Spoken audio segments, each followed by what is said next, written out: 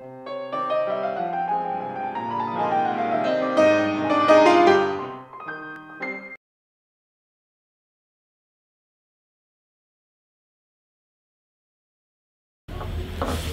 personnellement, vous avez des ingrédients fétiches ou favoris?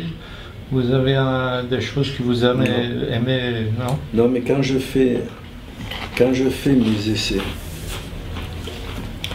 souvent, on fait une palette de peintre, que j'appelle. Oui. Il y a différentes épices, suivant les vins. Des agrumes, des zestes de citron, d'orange, blanchis, pas blanchis, séchés au four. On met plusieurs trucs qui sont en fonction des vins que nous allons goûter et en fonction des plats. Et donc on goûte les plats, on goûte les vins, on dit tiens, peut-être que, alors sur bord d'assiette on met un peu de, n'importe quoi, un peu de girofle, un peu de cannelle, et puis on mélange, on dit ah ça c'est bien ou bien non c'est dégueulasse, ne le faites pas. C'est pour ça que tout à l'heure je vous parlais des couleurs complémentaires et tout ça. Donc on a cette petite palette aromatique, je dirais, qui change à chaque fois. Et on s'en sert plus ou moins suivant si ce qu'on a imaginé juste ou pas juste. Vous voyez, là j'ai fait un livre sur les accords des mets et des vins. Et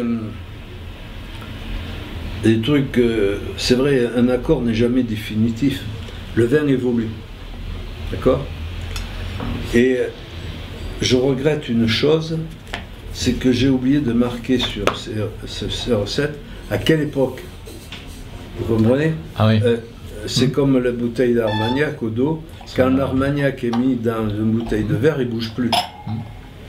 Et donc, si aujourd'hui je fais un plat et que on prend une bouteille de Bordeaux ou de Bourgogne, n'importe quoi, 1992, cet accord sera limité dans le temps, parce que le vin va évoluer. D'accord? Et la même recette, il faudra lui trouver un autre vin, un autre millésime en tous les cas. Oui. Hein? Donc les accords ensuite ne sont pas seulement qu'aromatiques, comme je vous disais, il y a la texture et tout ça, il y a les arômes bien sûr, mais la texture est peut-être aussi importante, parce que les accords sont tactiles.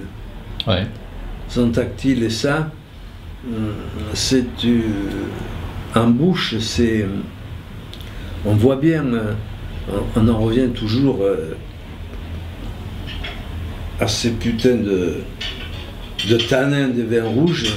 Il y a des tanins qui sont soyeux. Mais sans les tanins, c'est peu intéressant. Bien sûr, mais je veux dire, quand je dis putain de tanin, c'est une image. Ça veut dire que pour faire plaisir à ces tanins, et donc ces tanins vont appeler tel genre de viande.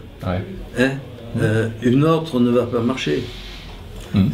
Si un vin est trop tannique, le veau, il faut l'éliminer. Ce sont les tanins qui font la vie difficile, mais aussi qui font le plaisir. Oui, et qui tiennent le vin. C'est vrai.